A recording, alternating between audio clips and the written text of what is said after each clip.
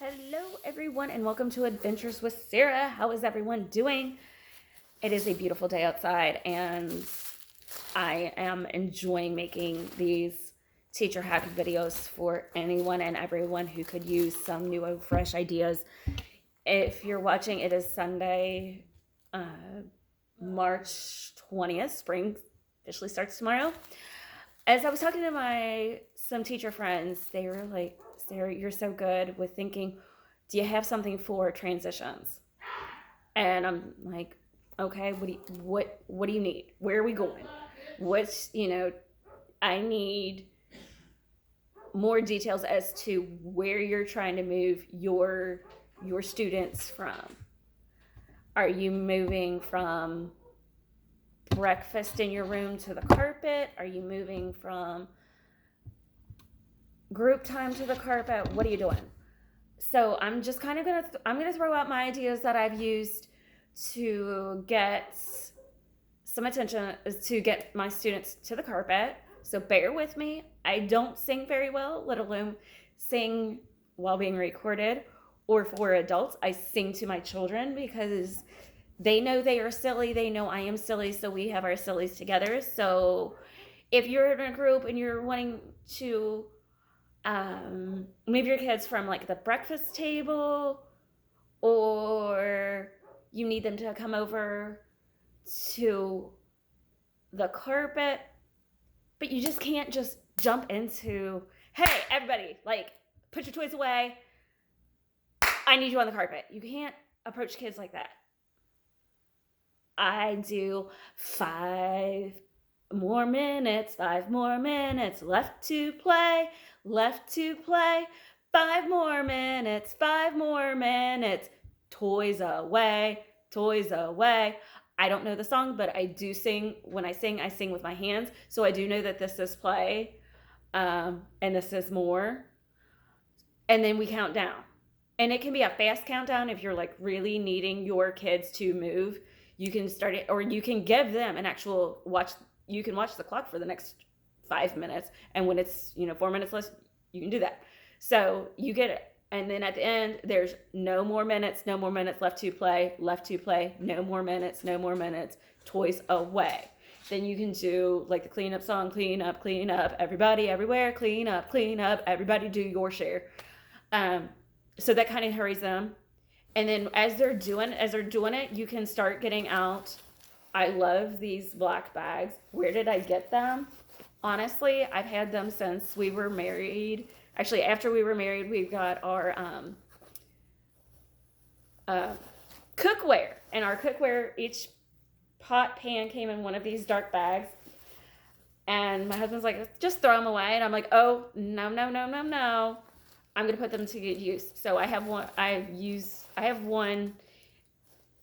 that's full for like emergencies of the kids are just not listening. It's our brain break bag. But in my bag, listen carefully. And when you have something that makes noise in there, the kids are gonna be like, what? What's that? Well, if you want to know what that is, put your toys away, finish putting your toys away, and come meet me on the carpet. If they get to the carpet and, ooh, I feel something prickly. And then you can hear something rattle. And then something pops. So these are all attention getters. So it just depends what you have. Like I said, my normal attention getter bag is, I keep that at school. So this one, I looked around my house. Was the dog's toy. There is the snappers, was bubble wrap. I also have a basket, and in my basket I put the daily book, and I bring out what they can do from each center, just an object and we talk about it, just a quick talk, like remember in art today, well, I said yesterday we were going to paint, and we're going to use this. We're going to put it, and you kind of show that you pretend to do the activity with them. And my ultimate favorite is always reminding them to have a safe area. And in the safe area, you have something that there's always going to be something over there that's going to be soft that they can hold if they just need something to hold, or they can squeeze and kind of pull. That's over there. I also give that like some paper and some crayons so they can just really, if they need to color really fast and really hard, those are the crayons that they can use over there in that area to calm down. Another one is I have a special helper, my clock helper, and they go over and they can gently give the other children a tap at their thing saying, Miss Sarah's getting ready to sing. You know, toys away. They walk around when I'm singing and they bonk. So they have a job, or sometimes we may need it over in calm down area, or sometimes we just stand on the curb. I stand or sit on the carpet, and I do this because they want to see what the flashing light is. They think it's fun, but be careful with the flashing light in your students. Really get to know your students before you bring out flashing lights.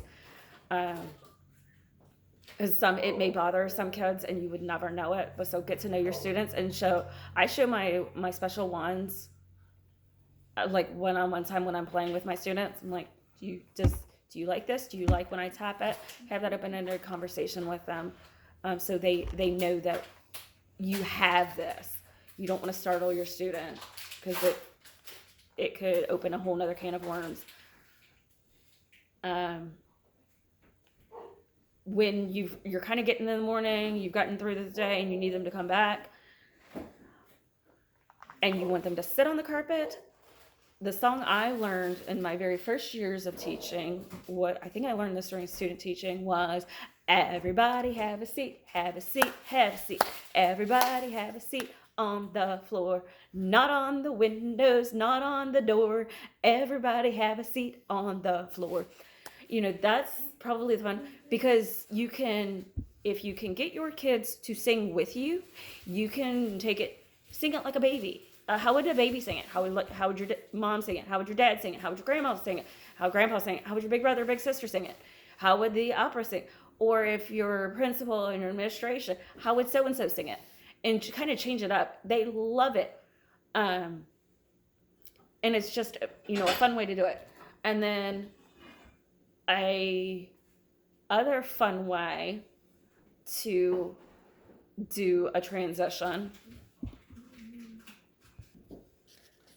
is to have like a special bucket. I did this one year, and I had different ways I was okay for them to walk down the hall. And the school I was at, it was one floor, so it was great. So we did this when we would we had a detached gym where we could walk over to. And so I would pull it out and like, okay, how are we going to walk to the gym today? Because it was it's too cold to play outside. So we had come up with some suggestions. I wrote it down and I threw them in the bucket so we would draw. So jump like kangaroos. Might have been the suggestion. So we jumped from our classroom to the gym. Would I expect them to jump all the way down the hallway to the gym, out the door, down the ramp to the gym? No. But it's the fact that they could jump if they wanted to. One day there was a kid, did not want to walk, did not want to run, did not want to go. He wanted to be a snake all day long. He slithered around the classroom. So I let my assistant take, she was in front that day. I was in the back. I let him slither all the way down the hallway. Did it hurt him? No. Did it hurt me? No. Is that what he needed that day? Absolutely. So it's just thinking outside the box, listening to your kids, your students, on how they want to walk. Another one was we had a father who was an actual firefighter. So she thought it was funny that her dad took huge steps. So we walked like the firefighter. So we took big steps down the hallway. And her dad happened to come in a couple days later and was like, "What's going on? Why are you?" And I said, "This is how we move the kids." And he was like, "Oh, okay." Because you had seen that at home. So be prepared.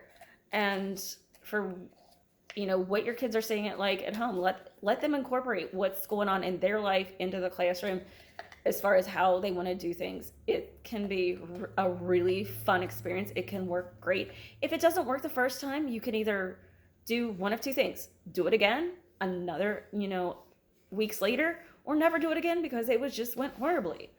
But you never know until you try, and your students will love you for having fun, showing your silly side. I talk to my former students now that are in high school and middle school, and they remember the most things that they remember about me. It's not what I taught them as far as curriculum, it's how I taught it. I've had students remember, "Miss Sarah, you remember when the day that you taught us to cut paper, and it was storming, and I cut my shirt?" "Yes, I remember." He goes, "You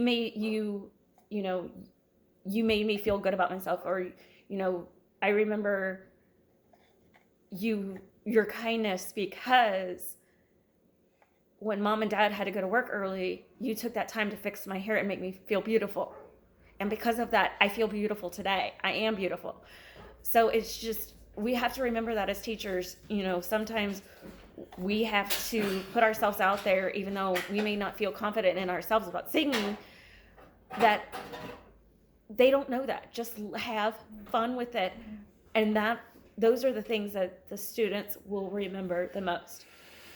Thank you so much for watching. If you like this video, give it a thumbs up. Ring the notification bell so you don't miss any more of my videos. And if you've not done so, hit that subscribe button. Have a great day. Let me know if you try these hacks and let me know how it goes. Thanks. Bye.